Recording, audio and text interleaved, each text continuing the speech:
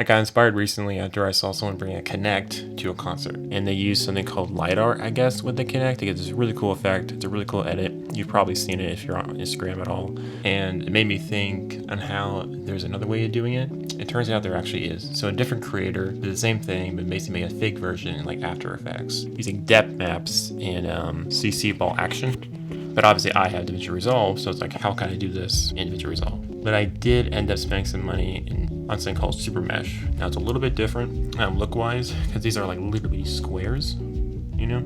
Whereas CC ball action is obviously these little bitty balls, you know, kind of thing. I will say though, I was testing particles as well to get a similar look to the original video. Very cool, and particles are definitely a good way to go if you have a very powerful computer. Mine just isn't very powerful, so I would definitely say though the Super Mesh way was definitely a lot more just easier on my computer.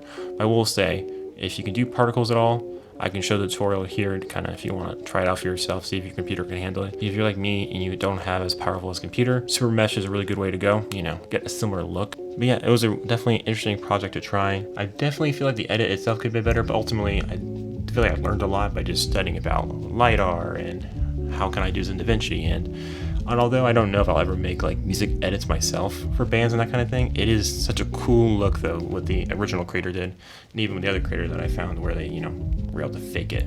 Super cool. I definitely recommend if you want to kind of go down this rabbit hole. And the LiDAR is actually really interesting. But if you can't do LiDAR like me, or you just don't really want to get that nerdy, there are still ways to kind of fake it. And yeah, it's really cool.